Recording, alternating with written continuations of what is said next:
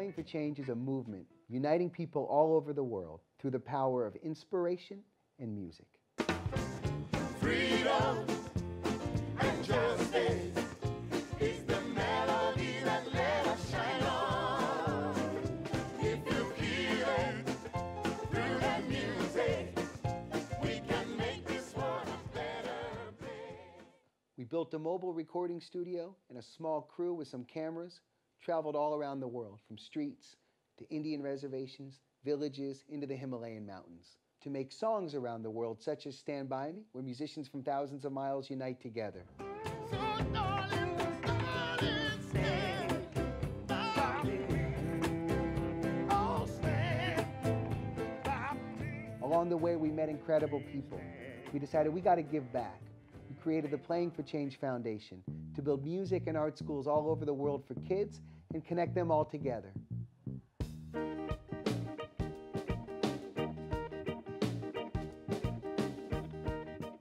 We can share peace process through music.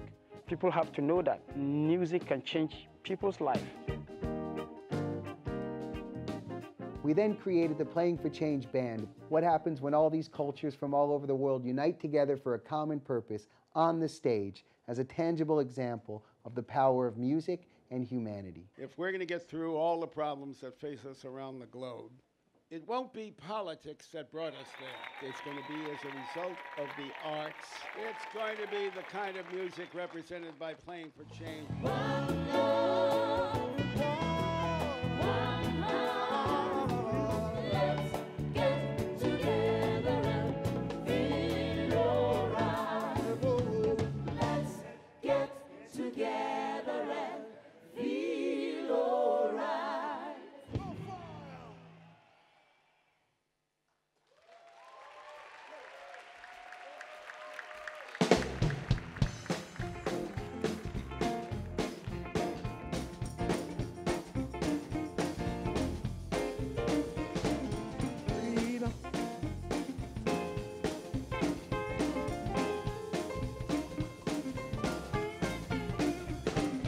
Freedom and justice is the melody that let us shine on. If you feel it through the music, we can make this world a better place. One more time. Freedom and justice is the melody that let us shine on. If you feel it through the music, we can make this world a better place. Live together, love forever. It's the only thing we can do. Oh, hold my hand, by me stand. Together we can make it through. Freedom, freedom, freedom, and justice. It's the melody that let us shine on. If you feel it through the music, we can make this world a better place. One more time. Freedom and justice. It's the melody that let us shine on. If you feel it through the music, we can make this world a better place.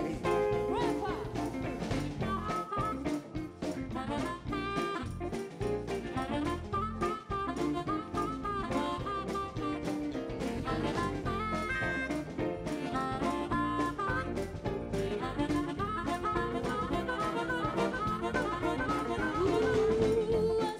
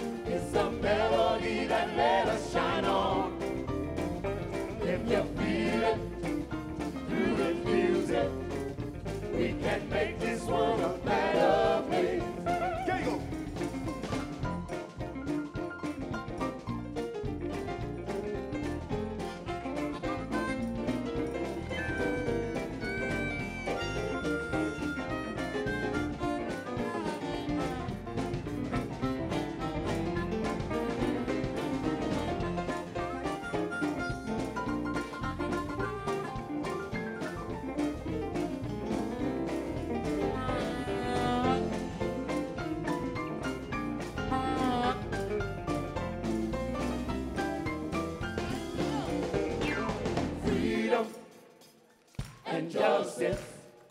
It's a melody that let us shine on. If you feel it through this music, we can make this world a better place. Freedom, freedom, and justice. Justice. It's a melody that let us shine on. Shine on. If you feel it through this music, we can make this world a better place. We can make this world a better place. We can make this world a better place. We can make this world a better place.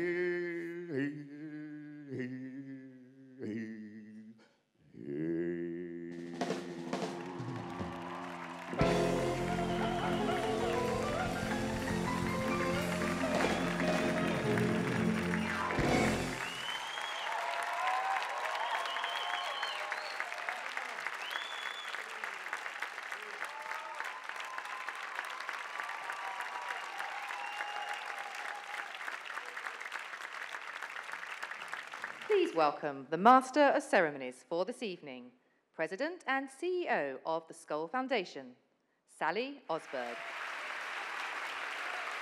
Talk about a tough act to follow. How about that? Playing for change.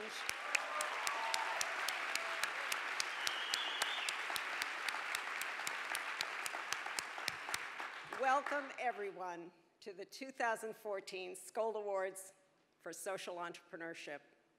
Like our fantastic musicians, you've come from every corner of the earth to be here. We are so humbled and so grateful. Welcome. Last year from this stage, our dear friend Muhammad Yunus threw down the gauntlet when he challenged us to invent a new literary genre. He called it social fiction. Not only was the phrase perfect tweet material, it got us thinking. Just as deep-sea voyages, space stations, and holograms have leapt from the realm of science fiction to everyday reality, what crazy creations from the world of social fiction might become commonplace? And looking back, how could we have missed it? How could we have not imagined such a future? But the more I pondered, the more I realized that science and society don't really occupy two different planets. Speaking of space, I'm sure many of us have been riveted by the very recent discovery just a couple of weeks ago of evidence confirming the very origin of the universe, how that infinitesimal particle set off the Big Bang. Now, don't worry, I'm not going to try to explain B-mode gravitational wave signals to you, but what I want to do is ask us all to consider what it took to get to this moment. I want us to recognize the vast collective commitment by generations of scientists, inventors, institutions, and nations that have brought humanity to this cusp of cosmic discovery. Here tonight, we can also begin to glimpse the equally sweeping and collective endeavor by so many innovators, institutions, citizens striving to create, I think I better say it, a better place, right here, right now, on Earth. Too often, in our appreciation for the role played by social entrepreneurship, we miss the very essence of its power. We see social entrepreneurs as singular in the scope of their ambitions and the relentlessness of their drive. We see the why and the wherefore, but miss the how, their emphasis on the plural, not the singular. The way it's usually framed, social entrepreneurship is all about creating value for society. But the social in social entrepreneurship is critical to understanding why it succeeds, not just for society, but with society. And then there's that second word, entrepreneurship. As entrepreneurs, social entrepreneurs are disruptors, but their targets aren't just existing industries or technologies. Instead, they take aim at the perverse systems that spawn poverty, oppression, corruption, and environmental destruction. And in learning more, they discover within the system itself the secret to its transformation. The secret social entrepreneurs come to know is that we sit on a vast, untapped reservoir of leadership, the pent-up power of the neglected and marginalized, the oppressed and victimized, to transform the life they've known to the life they deserve. Getting to, thank you. Getting to what should be means that everyone who has a stake in the solution must be engaged. This is key. Social entrepreneurs know true impact and lasting change will come only from working in this essentially social way, by moving collectively in the direction of a better world, and staying at it until our imaginative leaps of social fiction become everyday life, until Jeff runs out of material for his movies. This is the leadership of change we celebrate tonight. We all agree that our ambition is to solve problems that have no business plaguing anyone, anywhere in the 21st century. Problems like hunger, corruption, and the wanton, willful degradation of the environment. This is no ambition for the faint-hearted. Just consider the distance we still have to go in healthcare. Long after the US Surgeon General declared that it was time to close the book on infectious disease, our friend Paul Farmer reminds us that these very plagues, most of them treatable, remain the world's leading killers. And that's not even considering modern plagues. Modern plagues on the rise, like obesity and malnutrition.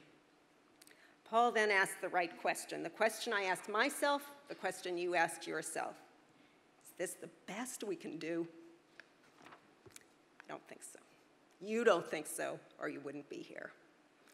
We also have to demand that our political and business leaders think and act differently, that they put social progress on a par with economic progress, and that we hold them accountable for both. Humanity's best interests can no longer be marginalized or sacrificed. And finally, we must all insist that those entrusted with the work of advancing social progress do so in solidarity with those they serve. Reflecting on how she decided to break with the custom of female genital cutting, a young Senegalese woman spoke these words to Tostan founder Molly Melching. We have learned from our sisters who have courageously stood up and pledged an end to this tradition. We are going to plan a public declaration and join the movement. Today, thousands of communities have abandoned FGC on their own terms and in their own way, in trusted partnership with Tostan. This is how leadership, I agree.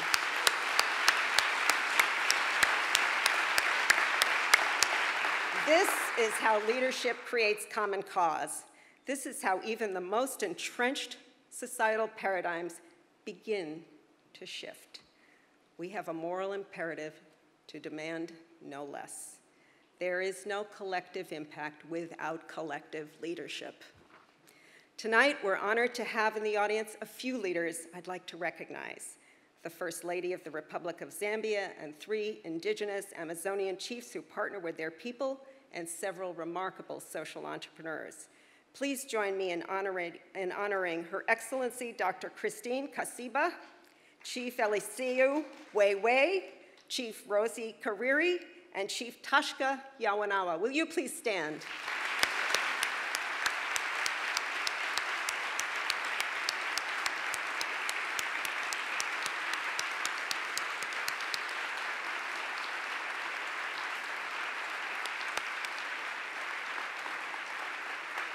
We're so honored to have you here.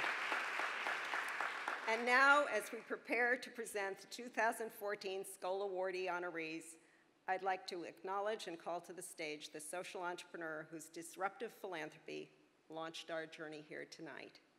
Jeff Skoll's ambition to inspire a world of peace and prosperity by telling the stories we all know so intimately.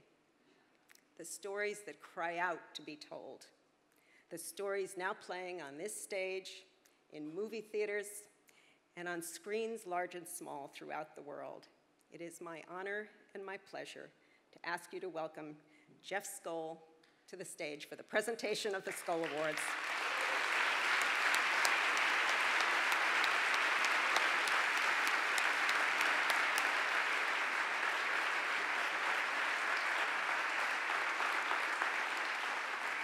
Our first short film of the night features the evening's first honorees. Believing that the private sector can and must be a force for good, a force for solving the problems of the world and not for creating them or making them worse, B-Lab provides a blueprint for business in the 21st century. We've had massive technological innovation and incredible prosperity, but somehow huge social and environmental problems continue to exist.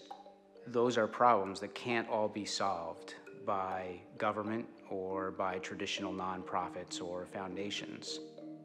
What we noticed is an increasing number of entrepreneurs were trying to use business as a tool to solve social and environmental problems.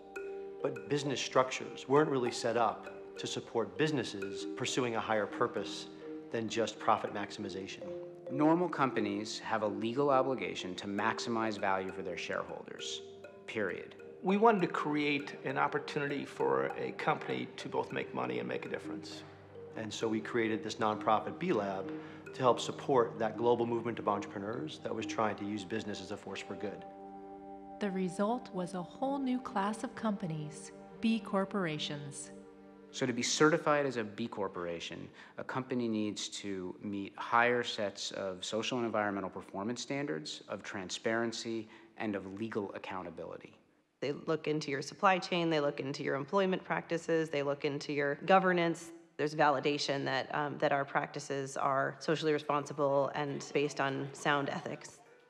We sell prescription eyeglasses, and for every pair that we sell, we distribute one to someone in need. We partner with this amazing social enterprise called Vision Spring that trains low-income men and women to give eye exams and sell glasses. Being a B Corp tells the world that that's our values. It also tells our shareholders we're going to prioritize this. Since B-Lab began in 2007, B Corps have spread all over the world. We wanted to communicate that this business is different, and the B Corporation and rating were ways of doing that. You're part of a network that is trying to change the face of commerce. It allowed other people to know that we were the real deal. We feel as though we've joined forces as part of a movement that we hope will change the way that businesses all around the world think and operate. Long before we came around and invented the name B Corp, there were entrepreneurs trying to use their businesses as a force for good. What all of those people were limited in doing was scaling and in having an impact beyond their own business. They didn't have collective voice because there wasn't an identifiable movement. Many of the entrepreneurs are in the room. We're trying to use business to solve social and environmental problems. And so now, as part of the B Corp community, they're no longer feeling alone. And they're part of a community of 1,000 businesses from more than 80 industries across more than 30 countries that all share one unifying goal, which is to redefine success in business. And if they can do that successfully, one day all companies will compete not only to be the best in the world, but to be the best for the world.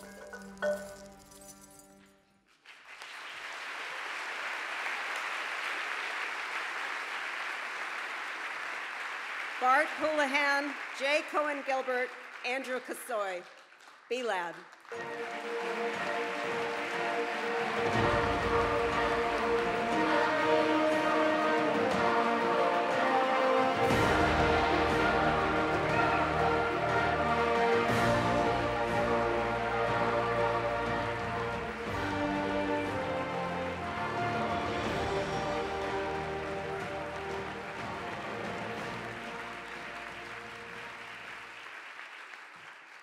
Good evening.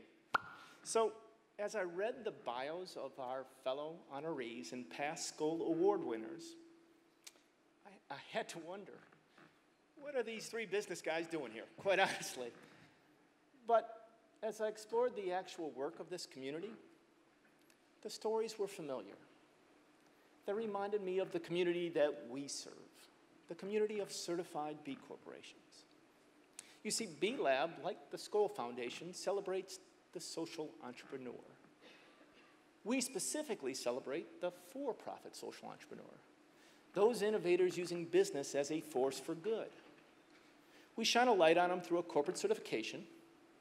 We change the rules for them through a new legally recognized corporate form called the Benefit Corporation. so that they can create shareholder value and social value. And we drive capital to them so that they can scale their impact. We exist to serve them. They are our change agents. Somewhere over the last 50 years, business lost its way. It became an instrument whose end objective is the creation of wealth for a very few, while externalizing the cost to many. As a result, almost half of the world's wealth is now controlled by just 1% of the population. Fortunately, there's a growing global community of entrepreneurs who believe there's a better way. Indeed, who believe that business and markets might just be the most efficient vehicle to solve some of these challenges. Because at their core, B corporations believe that capitalism has a higher purpose than just private wealth generation. And the good news? These companies are thriving. And they're thriving not in spite of their commitment to their communities, but because of it. It's made them more resilient. So our job at B-Lab, pretty straightforward. You know, we tell the amazing stories of these entrepreneurs and then create easy tools for others to follow. We've simply given these companies the legal permission to have purpose at the center of their business. We've given them the opportunity to be part of something bigger than themselves, to have a collective voice. We have given them, hopefully, an identity. And now they are leading a movement. And with 17,000 other companies following them by measuring what matters and using our tools, and 30 million consumers, investors, and workers supporting them, this movement's gaining some traction. So, this incredible honor, it's really in recognition of the community we serve. B corporations would fit in this room perfectly. They too are disrupting the status quo. They too are using entrepreneurship to alleviate poverty, to rebuild communities, to restore the environment. And their hope that one day all business will be conducted as if people and place matter. Thank you very much.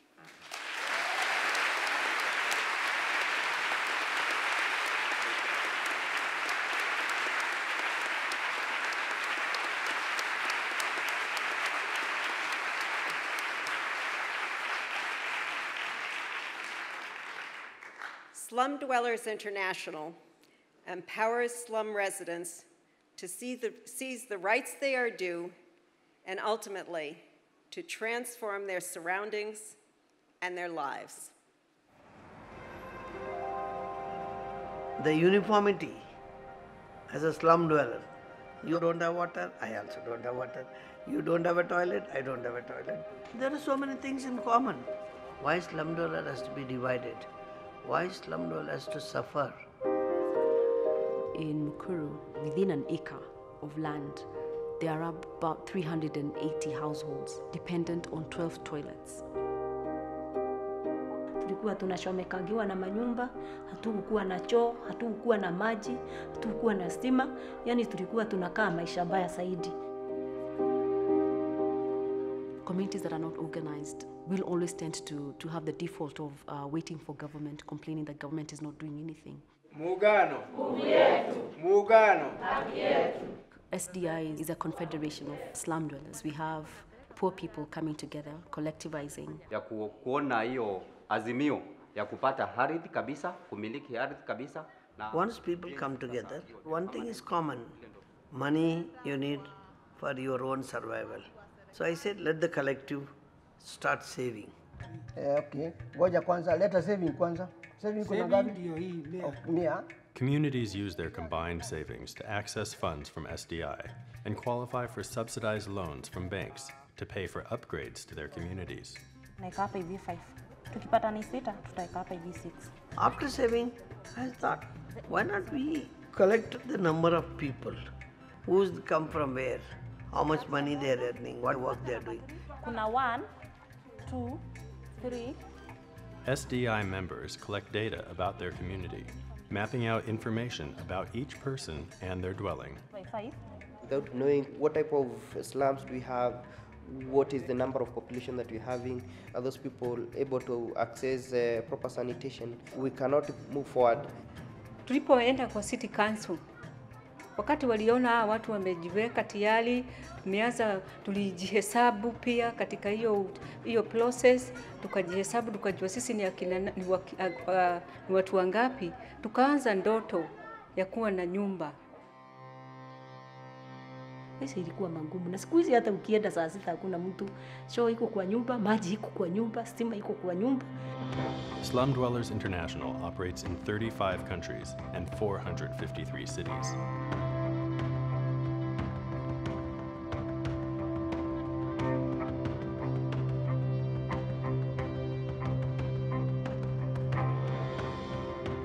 So that is where HDI was born in. We go to all the country and make all of them wake up, don't go to sleep, pull up your sleeves, get the things done.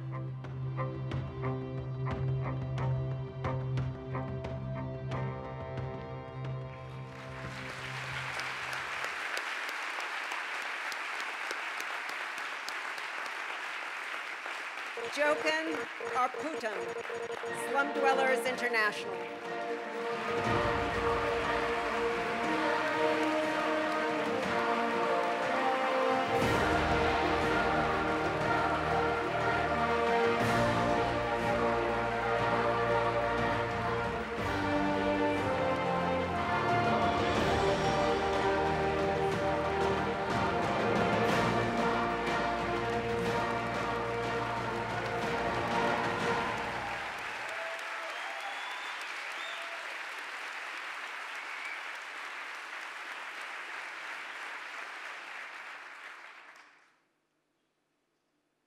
It has been very clearly told, I am a slum dweller from Bombay. My grandfather was a village magistrate. He has punished some dacoits, therefore he was murdered.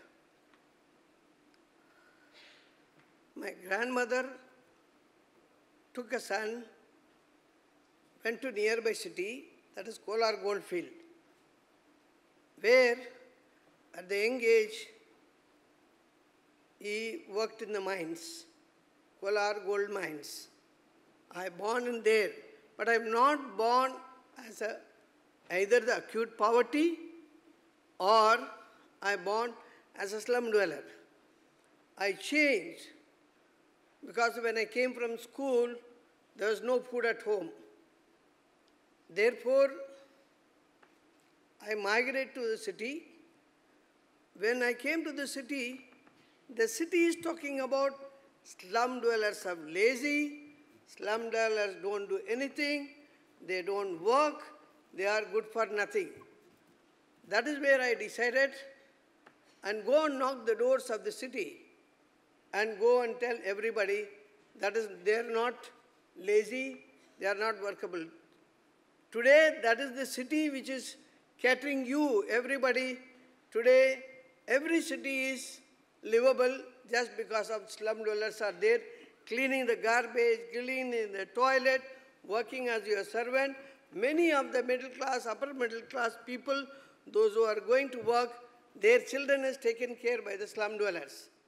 It is because of them most of the people are working on. So therefore I said to prove it, when the minute they become eyesore, they try to evict the slum. Therefore I said, just evicting is not solving the problem.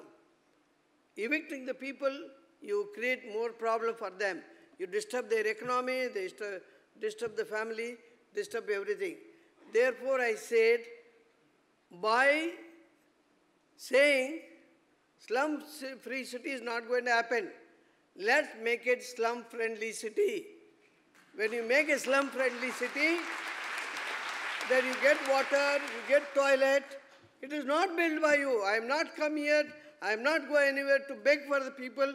People are working very hard. The situation will be changed by the people. The poorest of the poor who is going to work together It cannot be done by the city at all. No politician can do it, but community, people, slum dweller, change the city a livable city. Thank you.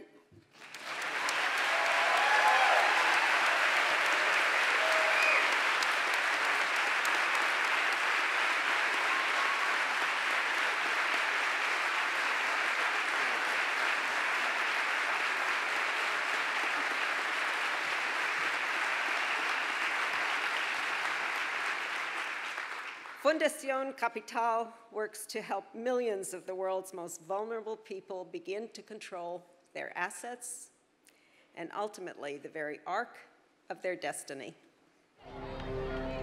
It's absolutely possible to eliminate extreme poverty, and it's absolutely feasible to do it in the coming 20 years. Poverty is about exclusion. They haven't got the opportunity to transform their scarce resources, financial resources, into capital. It's a huge problem. 2.5 billion unbanked adults worldwide. ¿Qué van a pisar las mujeres rurales al banco? Teníamos, ¿no?, miedo, pero siempre yo estuve un poquito interesada para hacer, sí, yo puedo ahorrar. It's all about answering a very precise question. What do the poor need to define their own way out of poverty? For the very poor, the poorest of the poor, they need a social protection floor, and it means cash transfers. Over 50 countries in the world use conditional cash transfers. In the past, CCTs were cash-only payments, which resulted in long lines and an inefficient process. What we found is that linking opening of bank accounts of those beneficiaries with cash transfer programs has been beneficial for cash transfer programs, for the families themselves, for the state, and for the banking system. Fundación Capital helps CCT recipients set up and access savings accounts, including training on how to interact with banks. Over time, the clients are introduced to a whole array of financial services that help them save and grow their assets. Son millones que están como ustedes peleando, que están ahorrando peso por peso para salir adelante.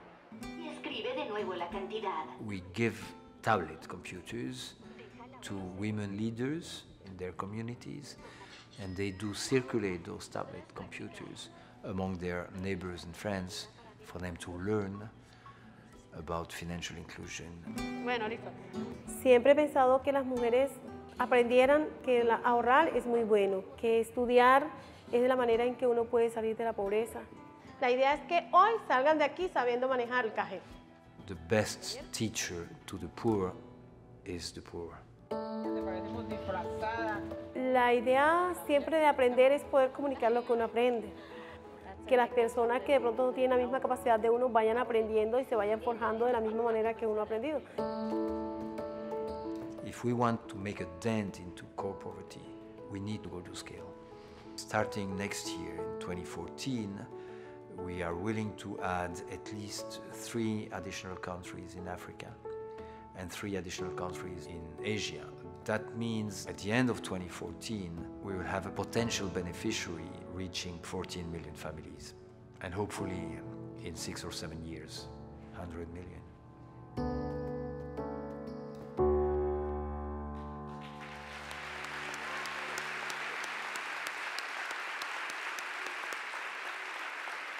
Yves, Moury, Fundación Capital.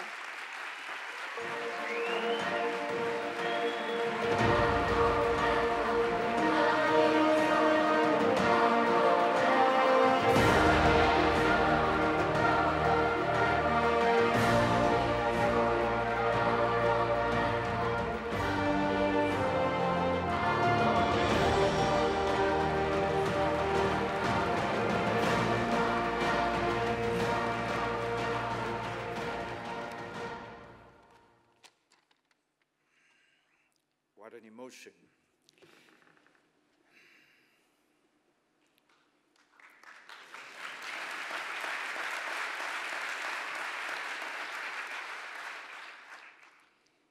Caminante no hay camino, se hace camino al andar. I know I have to speak English, albeit with an accent. But I first wanted to pay tribute to my friends and accomplices in Latin America, my great team, extraordinary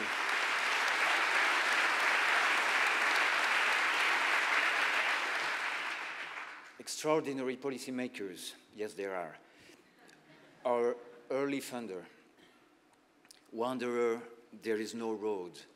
The road is made by walking. Those words are by the great poet Antonio Machado, telling us to find new ways to think and to act. Always act. The road is made by walking. I'm going to speak about the road ahead, but indulge me a few words on the journey thus far. I remember an old Tuareg man deep in the desert in Mauritania. I was a young consultant then, and a naive one. It was nighttime, the moon was filling half the sky, we were under his tent, and breaking the silence, he said, "You don't understand. We, the poor, are not poor. We have so much. I have my tent, my animals, my culture, my people. I have the stars to tell me where to go. I know who I am." He added, "I'm not a kind of empty glass to be filled with things. You haven't lived my life. How can you tell me what I need to overcome what you say is poverty?" That was a powerful message to the young man I was, and remains a powerful message for me today. We must never decide in the name of the poor.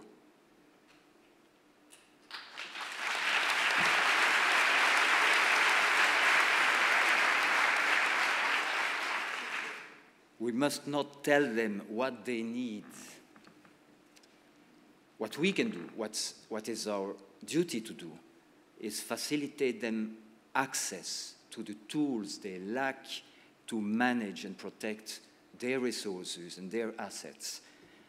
Access to those services that we take for granted, financial services, of course, information and communication services, because everywhere in the world, economic poverty is also linked to the poverty of information.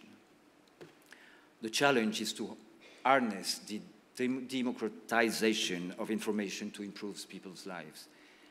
But the technological revolution, the internet, is reshaping the way we solve social problems. And this is just the beginning. Much of the methods we've been using in the past for including the excluded are already obsolete. Now, with governments and financial institutions, we have helped bank more than 3 million poor women.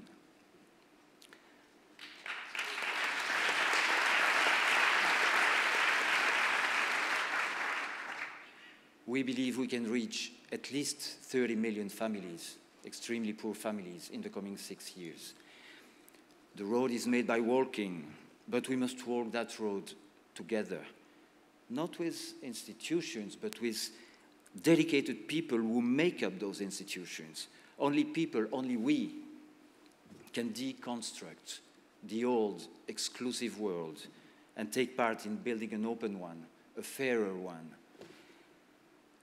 Millions of women and youth see financial services as human rights, as something to which they are entitled. I remember this powerful woman in the highlands of Peru telling me, I was like a sleeping beauty. I didn't know I was rich, and she told me that after using a savings account for about 3 years. This award is for her and for the millions like her, fighting with courage and inventiveness every day their own way out of poverty. Thank you.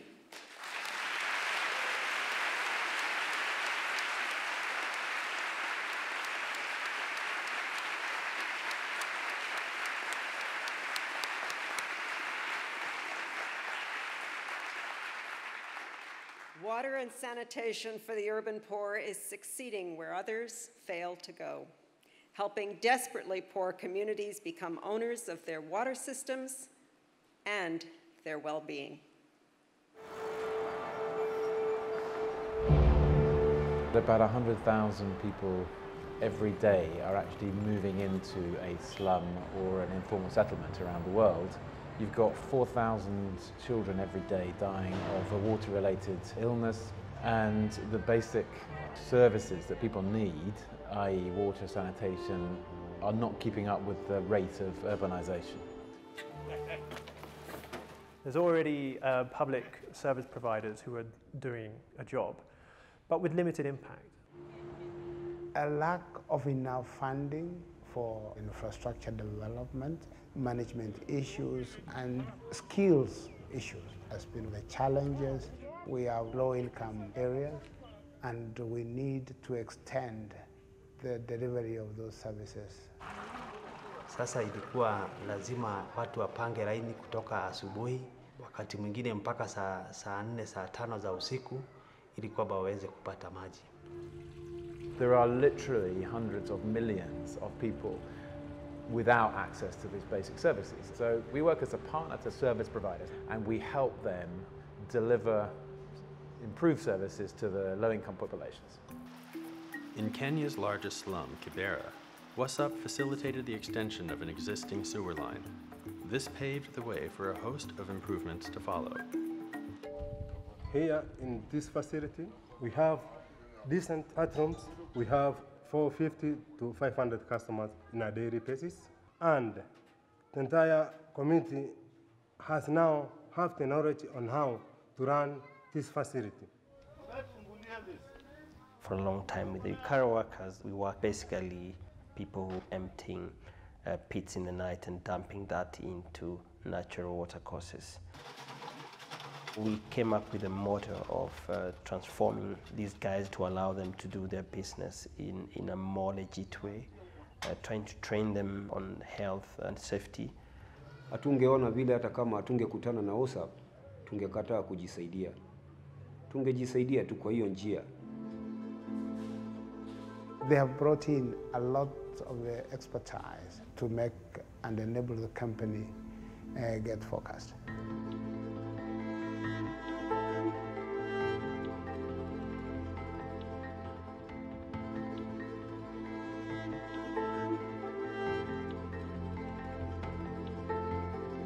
If there's one message I'd like to give to cities across the world, is to see what they perceive as slum dwellers as people that have the right to be a dignified consumer like everybody else.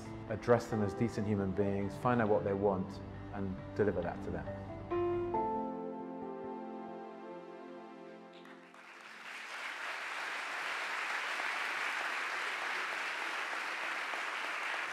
Sam Parker, Water and Sanitation for the Urban Poor.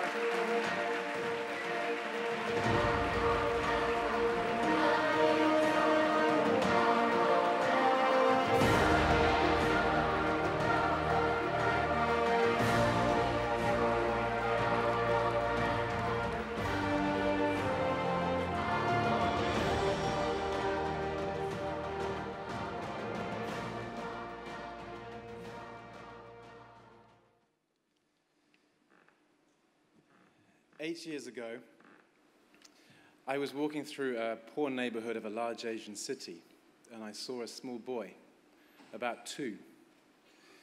He was sitting down, playing in the mud. There was a stream of raw sewage flowing right over his feet. Across the yard, there was a water tap. No water. His family said they bought their water from a local vendor and paid about 10 times the official price, and there was no functioning toilet in the neighborhood. Right next to that boy's community, there was a block of flats. 24/7 running water, toilets for everybody. The water company said, the poor neighborhoods are too difficult. A lot of our water gets stolen, and anyway, people don't pay. The reality was that that boy's family were paying. They were paying more than anybody else in the city, and in cash. The banks that were financing the city's infrastructure said, it's our intention that our investments benefit the poor neighborhoods, but we rely on government agencies to have the motivation and the skills to get it right and make sure that happens. The reality, that water company, despite having the mandate, had neither the skills nor the motivation to get water to that boy's tap. The local enterprises said, there's no business in water and sanitation. Later we discovered that with some encouragement, there was indeed business to be had. So the question for us was, how can we transform this failing system? So we decided to try and persuade the city to see that boy and his family not as beneficiaries, not as a burden, not as a poor community to be looked after by NGOs, but as part of the solution. So we set about helping the city to invent new services that were tailor-made for that boy and his family. At the heart of this was our belief that if you provide someone a service that's worth paying for, that's better, that's cheaper, that's more accessible than what they've had before, they will pay willingly. It was common sense. Since 2007, we've helped cities to reach almost 2 million people with better water and sanitation services, and we're on track to reach almost 4 million by the end of next year. But this is just the start. Today, there are more than 300 million slum dwellers without access to safe water. There are 890 million without access to basic sanitation. The urban population of Africa is set to triple in the next 35 years. In fact, while I've been speaking, 360 people have moved into an informal settlement somewhere around the world. Millions, literally millions, will continue to die as a result of this if we fail to unlock the power of cities to deal with this explosive growth. This generous support from the Skoll Foundation will help us to scale up our work to new countries, but we cannot do it alone. We believe the power to do a lot more sits right here in this room.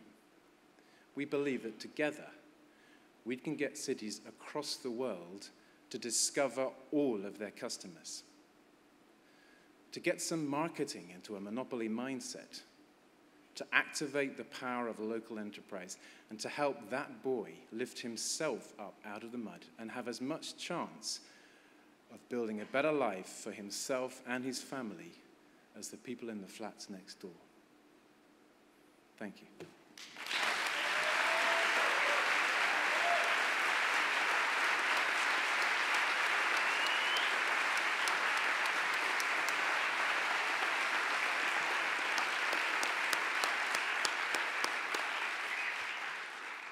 To bring better health care to rural African and Asian communities, Medic Mobile seized the chance to make better use of what was available and abundant: cell phones and community health workers.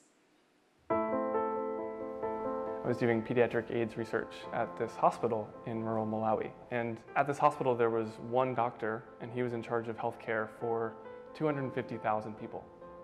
There were these community health workers, and I met one of them. His name was Dixon. And Dixon was walking 35 miles every week, keeping track of all the patients in his community. And I went out with Dixon one day, and I had 6 bars of cell phone coverage. That is easily the aha moment. That cell tower had been up for maybe 6 months, and it was really clear that there was a new opportunity, there was a way to change how Dixon was connected to the hospital.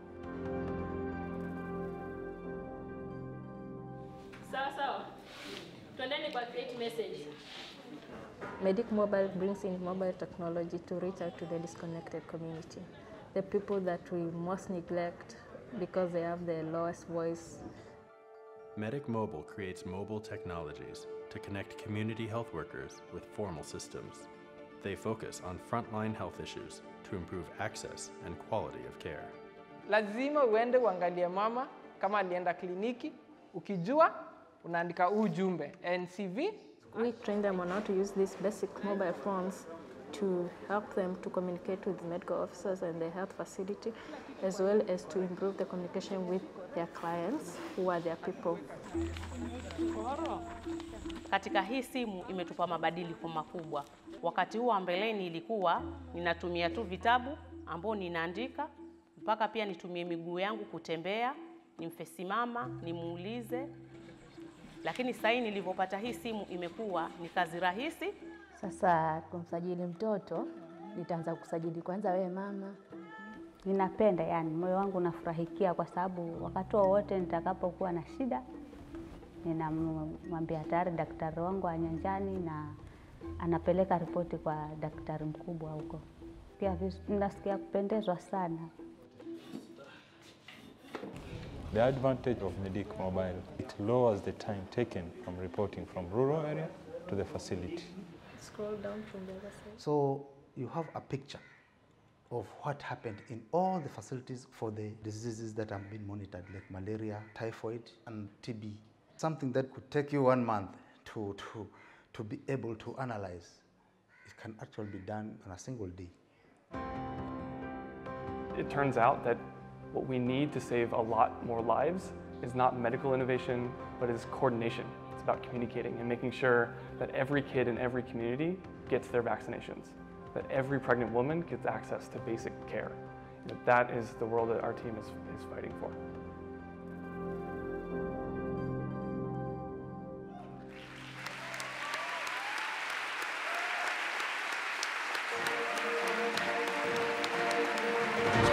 Nesbit, Medic Mobile.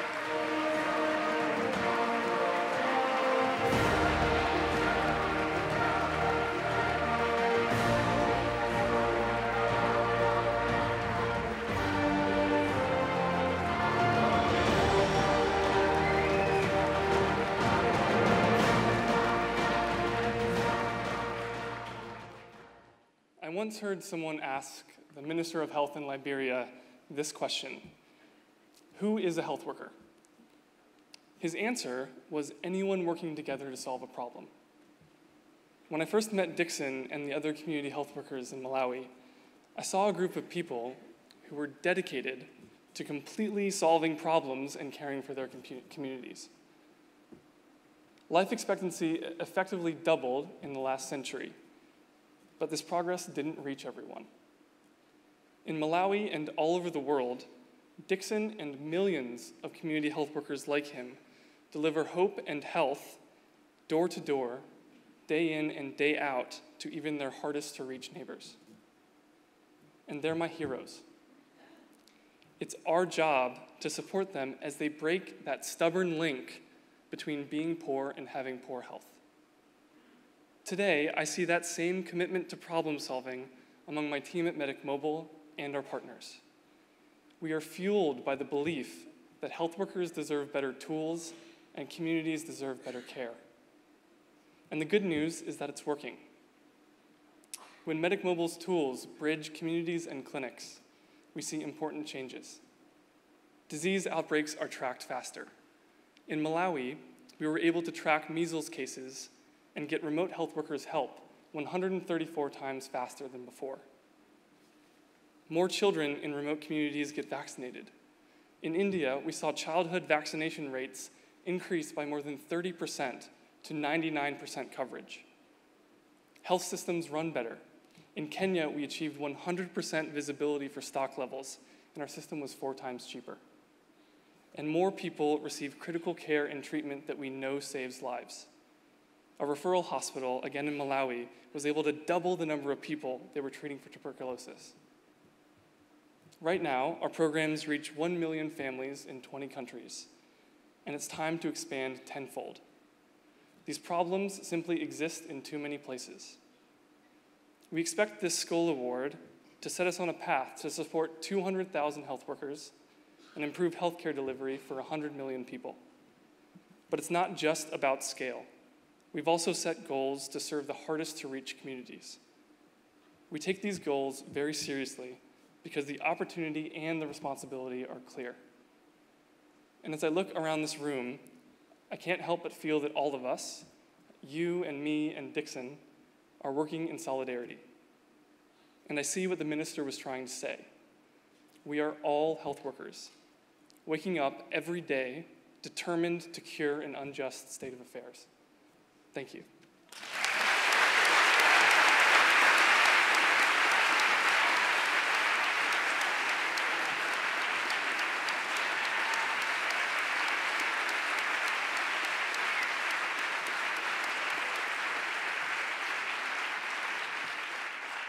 Global Witness campaigns to engage media, business, governments, and international bodies to end the illegal trade, corruption, and violence that ravages countries and savages their people.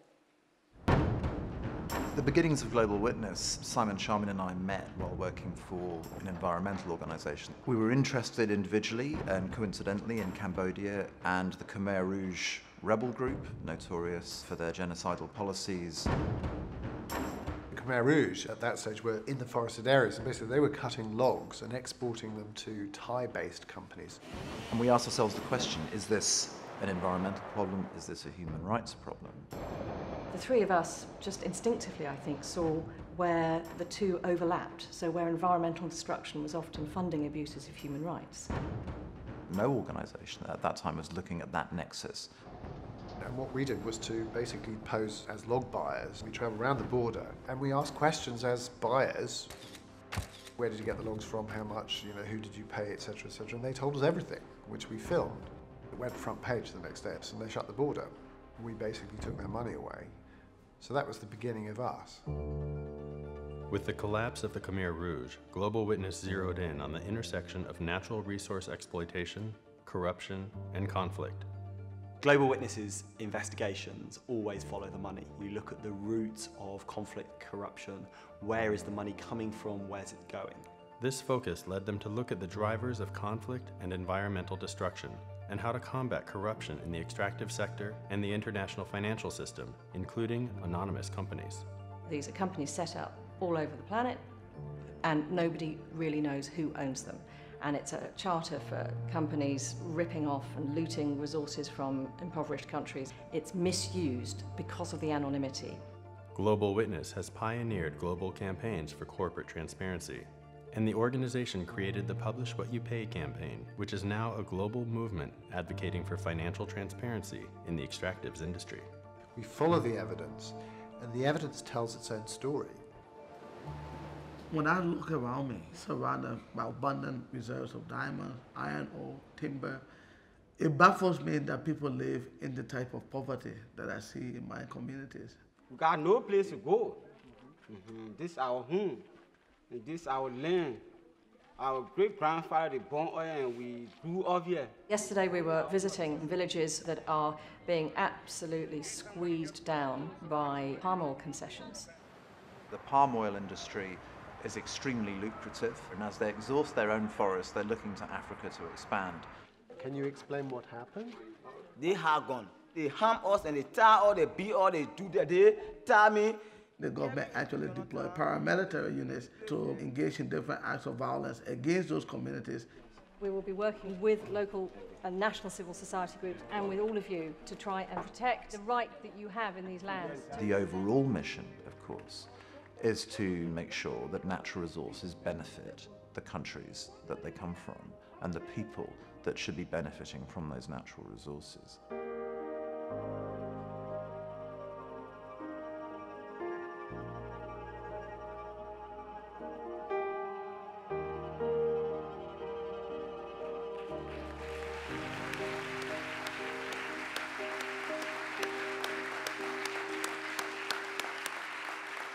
Patrick Alley, Simon Taylor, and Charmian Gooch, Global Witness.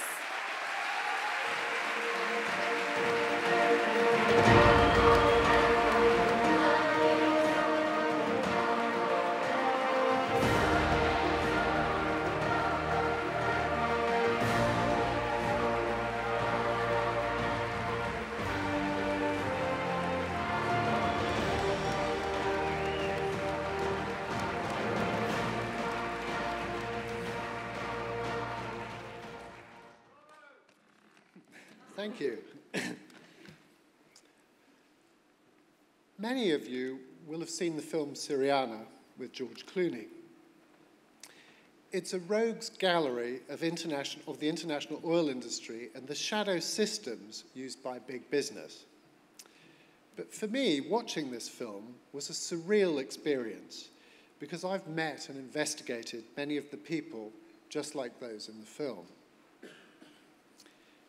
The exploitation of natural resources, like oil, gas, and diamonds, has a profound impact on war, human rights, social justice, and the environment.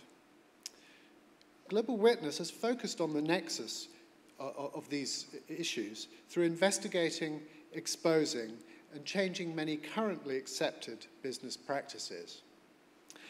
And over the past 20 years, Charmian, Patrick, and I have built a team, some of whom are here in the audience, that campaigns to change the deep-rooted shadow system of business and governments that make natural resources drive poverty, corruption, and war.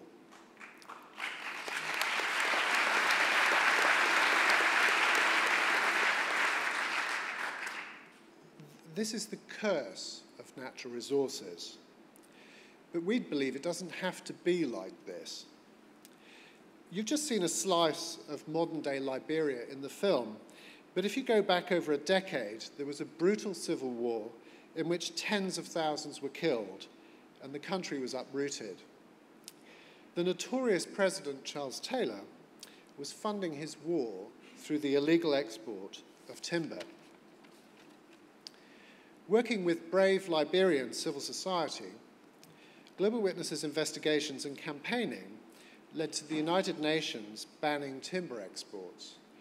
And 3 months later, Taylor was out of power.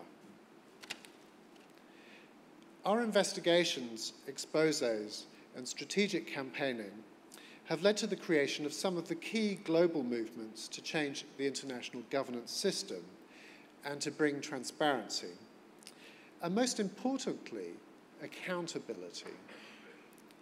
One of these has led to 2/3 by value of the world's oil, gas, and mining companies being covered by laws that require transparency about the payments that they make. That's 2/3, but we're not finished yet.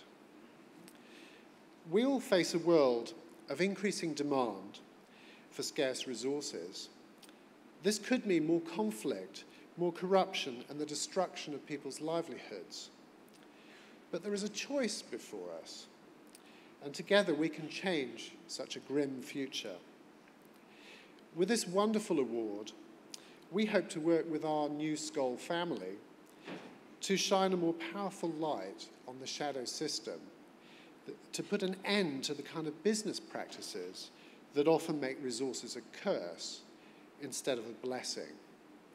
And on the way, of course, we'll be having a lot of fun doing so and making more trouble. Thank you.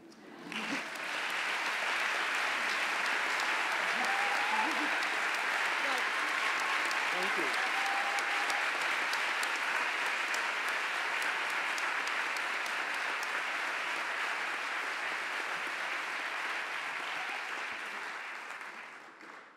Girls Not Brides brings hundreds of organizations together worldwide to end child marriage and to restore every girl's right to grow to womanhood on her own terms.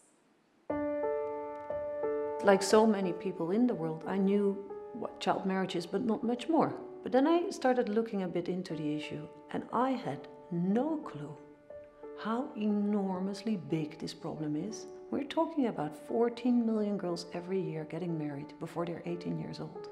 This has to change. Child marriage violates her rights to a life free of violence and a life of choice. It deprives her of her childhood. We find that these girls have to prove their fertility and too often die because they are too young to bear children. This is the issue all over the world. So if we want to stop child marriage, then we need to work in a movement. We need a kind of campaign from everywhere. Girls Not Brides brings together civil society organizations from around the world, working on issues ranging from maternal health, gender-based violence, HIV/AIDS, and education, uniting them to end the practice of child marriage, which is often a root cause of these social ills. How can it be that there's an issue that is such a big perpetuator of poverty that is not getting any attention? You find this happening mostly in the rural area. We provide a platform for these different organizations that are doing this amazing work on the ground to learn from each other, to share experiences with each other, and actually do their work better. What we have learned is that one organization cannot make much more difference, but when 10 organizations come together, they are more powerful. When I was 14 years old, my grandfather decided to marry me. And I believe that these partnerships help us learn what is actually working in India, how can we replicate it in Afghanistan, how can we replicate it, for example, in Bangladesh and Nepal. Sometimes it's a very lonely business because you have a feeling that you're pushing against an ocean alone. That's why when the opportunity came to network with Girls Not Brides, for me it was such a relief.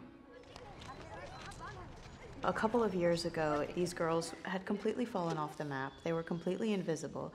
And now I feel like the door has been opened.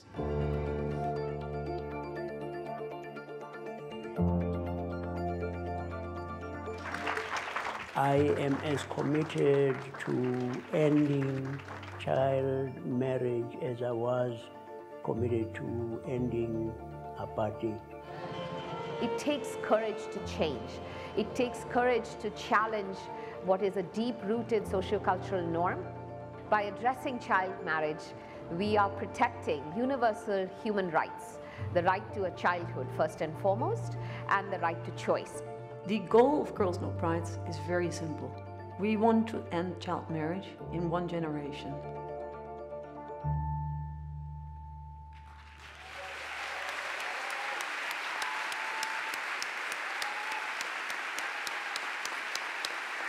Mabel von Oranje, Girls Not Brides.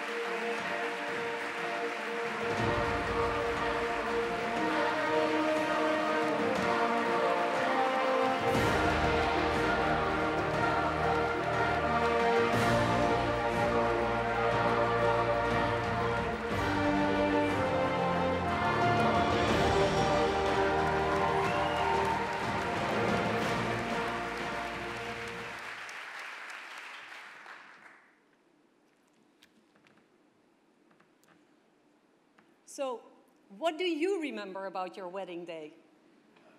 The happiness? The love? The soulmate for the rest of your life? Or was your wedding day the day that you had to leave school? Was it the day that you had to leave your family to go live with a man twice your age? Was it the day you got pregnant, even though you were still a child? That is what happened to Geeta, who married at just 14. When I met her as a young woman in Bihar, India, she told me about the fear she felt on her wedding day. I was still a child. I did not know the meaning of marriage, is what she told me. But because I was a girl, there was nothing I could do to change it. Geeta's story hit me. I thought of my own daughters, Luana, who's 9, and Zaria, who's 7. I see them full of hope, looking forward to life. But if they had been born elsewhere, they would be seen as nothing but a burden. So often I hear that word, burden. Girls are nothing but a burden. Every 2 seconds, a girl gets married as a child. One girl. Another. That adds up to 14 million girls every year. Child marriage happens across countries, across cultures, and across religions. Why? Because girls are not valued. In the eyes of their husbands, in the eyes of their families, and often in their own minds too. The consequences are devastating. Child marriage is a major human rights abuse. But it also undermines our global efforts to eradicate poverty. Tell me, how can we ever end maternal mortality if child brides are dying in childbirth? And how can we ever educate every girl if girls are pulled out of school in order to get married? But Gita's story is also one of hope. As an adult, she is educating young people about their rights, and she's helping village elders understand the harmful consequences of child marriage. And inspired by women like Gita, we created Girls Not Brides. Now, our model is simple. It recognizes that lasting change can only happen at the local level, in the lives of the girls, their families, and their communities. We know that when communities decide, child marriage does stop. But if you are working locally to tackle a tradition as sensitive as child marriage, you do need the support of a global movement. A movement that says, no, child marriage is not acceptable. A movement that educates, that mobilizes political will and financial support. A movement that shares knowledge about what is working and what is not. Because we know that if we all work together, we will increase the impact of our individual efforts. Now, we at Girls Not Brides know that our goal of changing a social norm is a difficult one. And we know that change won't come quickly. But we know what works to end child marriage, and we're learning how to scale it. Let there be no doubt. A world without child marriage will be a world where everybody is better educated, healthier, more prosperous, and more equal.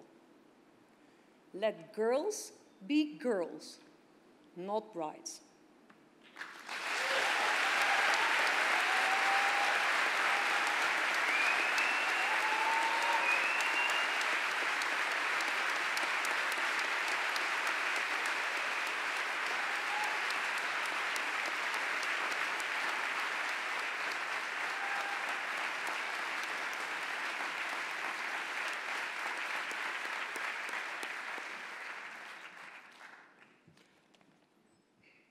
Only twice before has the Skoll Foundation presented a Global Treasure Award.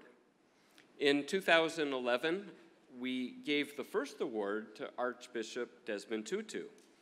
Last year, we presented a second award to Muhammad Yunus. The Global Treasure Award doesn't have a formal definition or guidelines. We simply know when it's time to present one because someone in our midst has made a great big difference in the world, and in so doing has inspired the rest of us. Malala did not set out to do big things. She simply wanted to go to school. But she was unrelenting in her desire. Nothing, not even a bullet to the head, would stand in her way.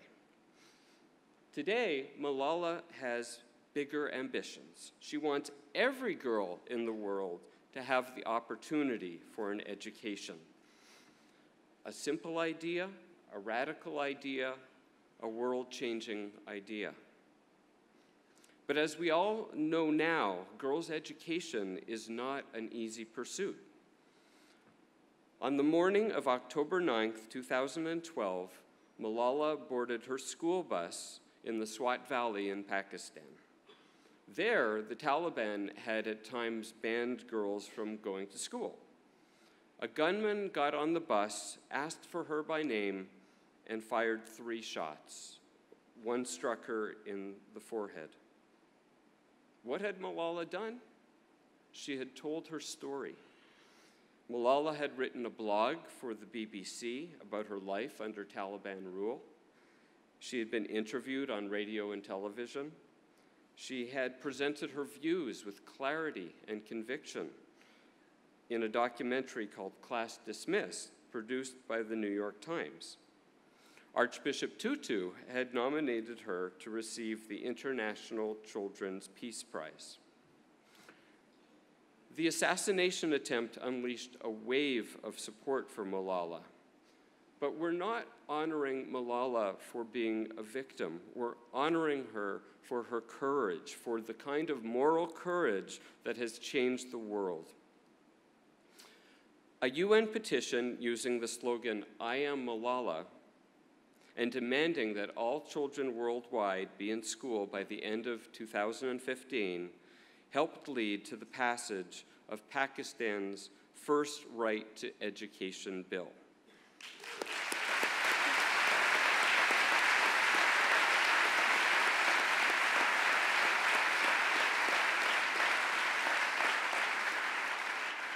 Last summer, on the day she turned 16, Malala addressed the United Nations General Assembly. "Let us pick up our books and pens," Malala said. "They are our most powerful weapons." Books and pens certainly, film too. And that's why I'm so proud, as I mentioned yesterday, that Participant Media is producing a film on Malala with our friends at Image Nation. The film is in production with director Davis Guggenheim at the helm. Davis is an old friend of Participant, and this will be our 4th movie together after An Inconvenient Truth, Waiting for Superman, and Teach. Davis is here tonight, and I just want to call a special note out to Davis. Thank you.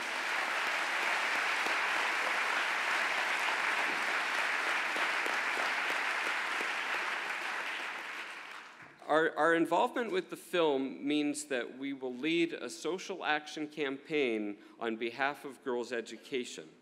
Both the film and the campaign will help advance Malala's efforts to ensure that the 61 million children in the world who are not in school will begin to get an education by the end of 2015. For your courage and conviction, Malala, it is our honor tonight to recognize you as a global treasure.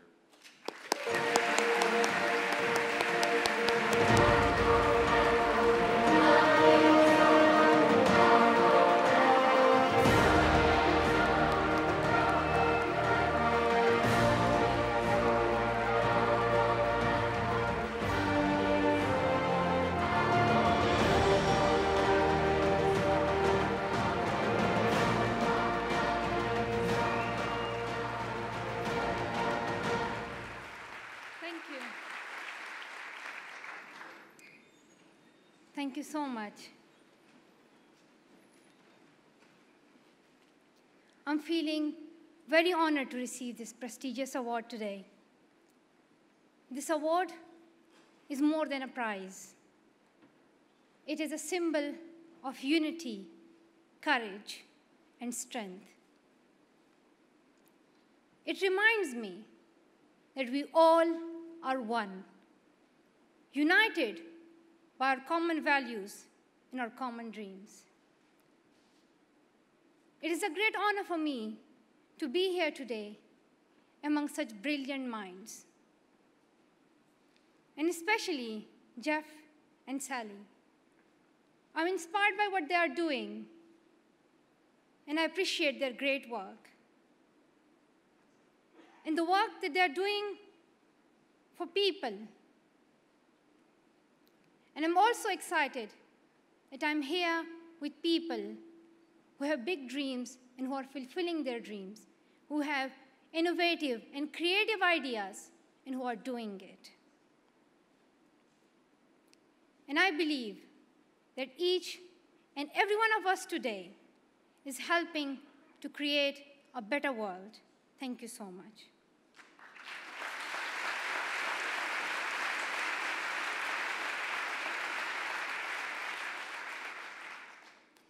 We all know that our world is facing so many problems today. And we have much to do. Even in my short life of 16 years, I have personally witnessed so many issues that girls and women and people, poor people, are facing. I have witnessed extreme poverty, children spending their days collecting garbage and then selling that garbage to feed their families and themselves. I have seen brutal extremism and discrimination, where men do not want women to be free, where they do not want women to raise their voices, where they do not want women to show their faces, to show their identity, where they do not want girls to go to school. I have witnessed the brutalities of war, human beings turning against each other, resorting to violence and inhumane acts. And I have even seen natural disasters, earthquakes, floods, and other climatic changes. When I was in Swat, I saw some people, terrorists, or maybe call them the Taliban, who did not believe in progress, development, equality, justice. They were the terrorists. They were scared of the power of education. And that is why they blasted more than 400 schools in Swat. Swat, which is a peace-loving and a beautiful valley. They destroyed many schools, and they also banned women from going to market. But actually, they were afraid of the power of women. They did not want girls to be educated because they knew that education was powerful and mightier than guns. Education is stronger than any other weapon. And this fact threatened the terrorists and their ideology. At that time, we raised our voices. We raised our voices for our rights. We did not let them to intimidate us. We spoke up. We kept struggling, and ultimately, we won. Truth won. Justice won. Humanity won. We won.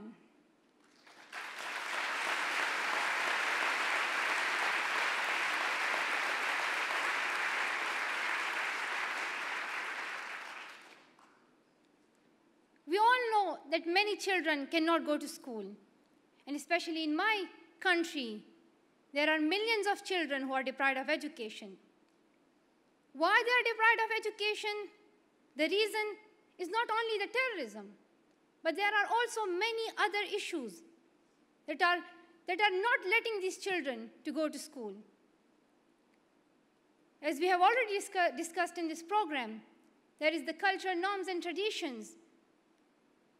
There are many other issues like child labor, child trafficking. And also, there's poverty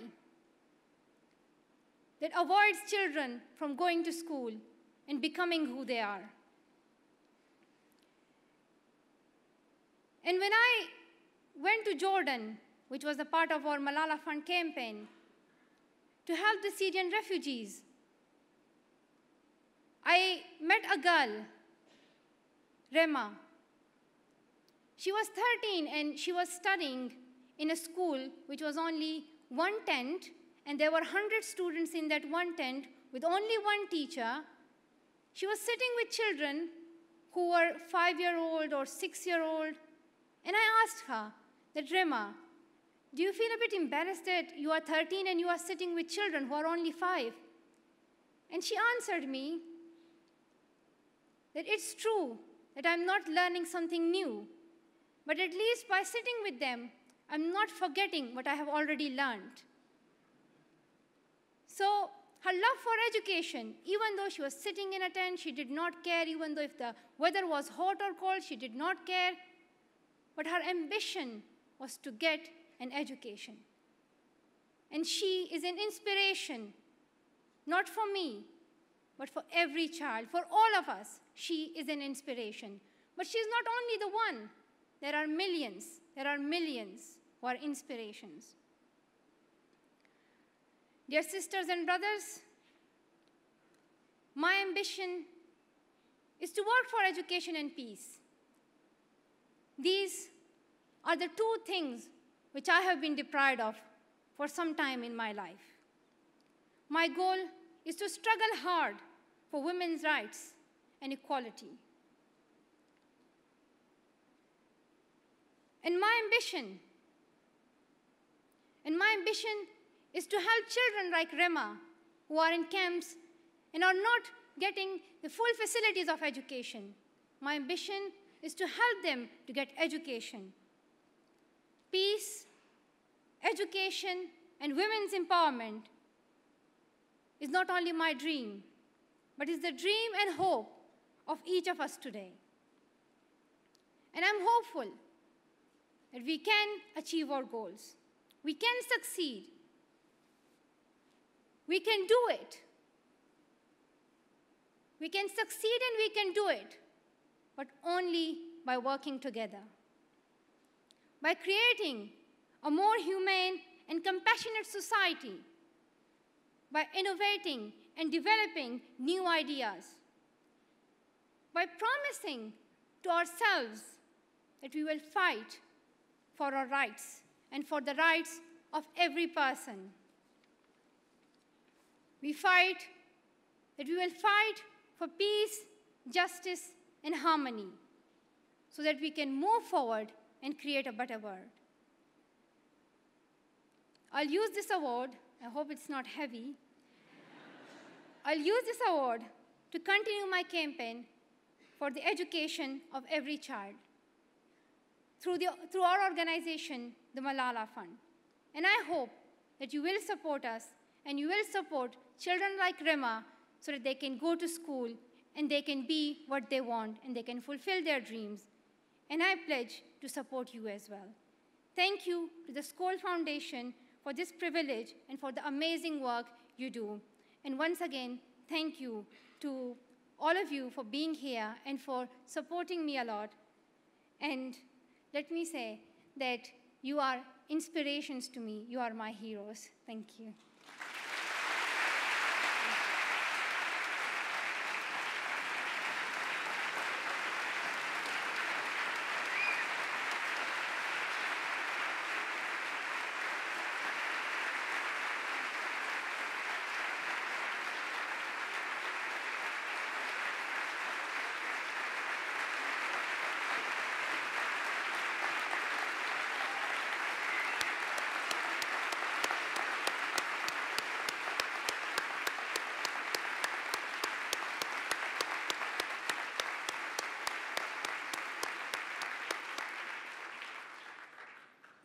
Thank you, Malala, for the magnificence of your vision, for the inspiration of your courage.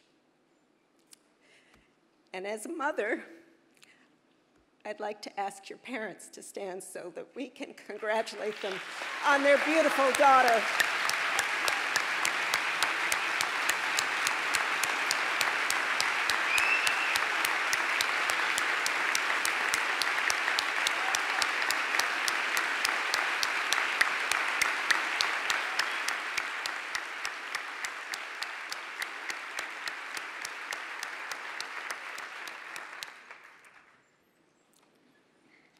What better way to remind ourselves that the universe of exploding stars that has driven our quest for understanding is linked to the moral universe, the universe of which we're all a part, the one that grounds how we choose to live our lives and pursue our dreams.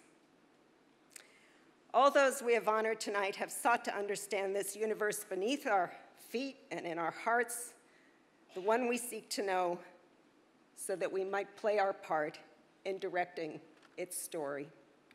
The moral universe, whose laws must hold corporations to account until they all contribute to human well-being, whose cities have an obligation to serve every resident, helping them to live in dignity and security, whose most vulnerable people can take control of their assets and of their futures, whose every home in every neighborhood enjoys decent and reliable systems for safe water and sanitation, whose citizens share fully in the wealth of their nations, knowing their forests and their waters will be sustained, whose every culture protects and cherishes its children, guaranteeing their daughters the right to grow up, to learn, and develop their potential before they bear children of their own.